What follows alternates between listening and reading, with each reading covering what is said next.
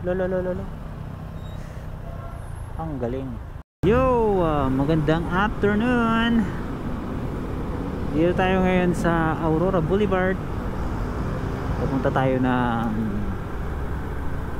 Taytay. Sa may Taytay Tiangge tayo ngayon.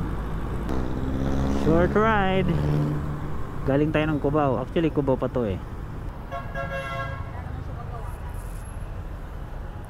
Ding dong, may aso. Lolo, lolo, lolo. Ang galing. Anonas South Entrance. Dito pa rin tayo sa Aurora Boulevard. Kay Katipunan South Entrance. Dito tayo sa baba. Yung sa kaliwang yan, papunta na yan ng Marikina. Pero di tayo sa baba dadaan kasi papunta tayo ng Taytay. Okay, diretso lang tayo. Galing Katipunan, pag bumaba tayo kanan, nandito na tayo ngayon sa Marcos Highway. Dire-diretso na lang to hanggang sa makarating tayo sa Taytay. Pero liliko naman tayo mamaya. Papakita ko sa inyo kung saan tayo liliko. Tayo dadaanan natin ng SM Marikina. Ayan na siya, SM Marikina. Opo. Ayan. Ingay mo. Yan o, SM Marikina.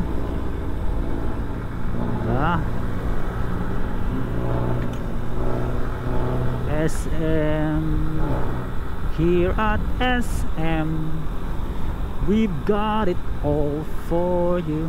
Oh, diba?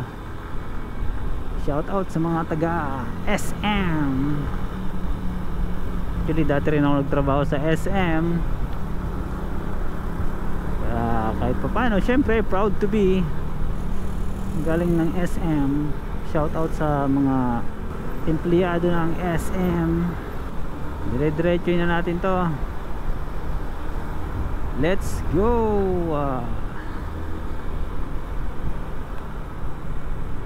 Okay, dito tayo Santolan Station, LRT. Uy, may bata. Nako, bakit walang strap? Ang bilis naman palipad. Paano nun? Takbo nun, parang walang angkas na bata. Sa mga nagmumotor dyan kung may dala kayong bata na ganun kaliit pa, na hindi pa abot yung tungtungan, kahit pa siguro abot, huwag naman ganun. Hindi tayo bate kuya, dahil sa ginawa mo. Di tayo bate. Layo na wala na, di ko na makita. Bad.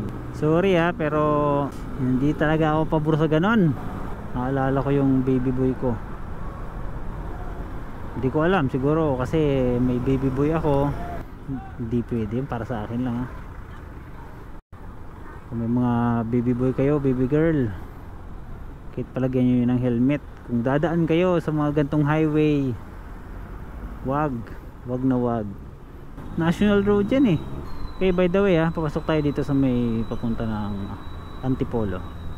Kanan tayo, kung ako nagkakamali. Yung dinaanan natin ay Robinson, Marcos Highway, tapos dun sa Robinson at Santa Lucia kanan tayo. Ito na, sorry, at pumasok na tayo dito. Hindi talaga ako maka-get over pa dun sa bata kasi ang bilis talagang patakbo nung driver niya. Di ko alam kung tatay or tiyuhin o ano niya man yun. Basta paalala ko na lang, safety first. Kung ayaw nila na mag-ingat para sa sarili nila, sana mag-ingat sila para dun sa angkas nila, especially bata. Bilis pa magpatakbo, wag ganun. Dito tayo sa crossing ng Cainta Heritage. Yun ibig sabihin nasa Cainta tayo ngayon. Pag pumunta tayo dito sa kanan, ang diretso naman yan ay sa IPI C5, yung sa may Pasig. Dito sa kaliwa, pag diniretso natin to, papunta na to ng Antipolo at Taytay. Tayo sa crossing ng Taytay. Okay, kaliwa Antipolo at kanan naman ay papunta ng Taytay. Okay, diretso tayo papuntang Taytay. Okay, malapit na tayo sa Taytay Tiange. Pero bago ang Taytay Tiange, dadaanan muna natin ang SM Taytay. Okay, dito tayo sa SM Taytay. O, diba? Kabilaan yan. Kabilaan yan. SM Taytay. Lawak din yan. Okay, pag diniretso natin to, makakarating na tayo sa Taytay Tiange.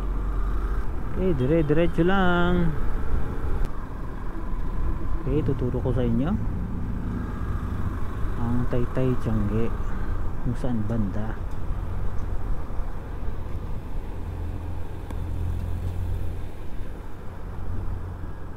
Okay, may daanan din dito papuntang C6 o kaya Floodway sa bandang kanan. At ang Taytay Tiange makikita rin natin sa bandang kanan. Actually, nandito na tayo.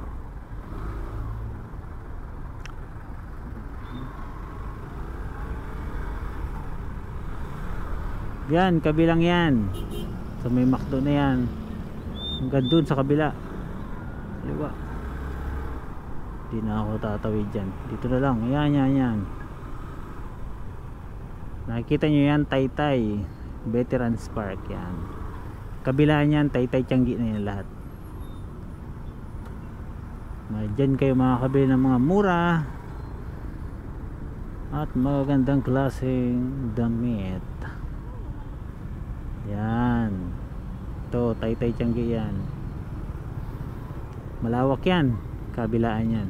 Yan, likod ng mga inasal. Yan pa, kasama pa yan. Yan, malawak yan. Taytay Tiange.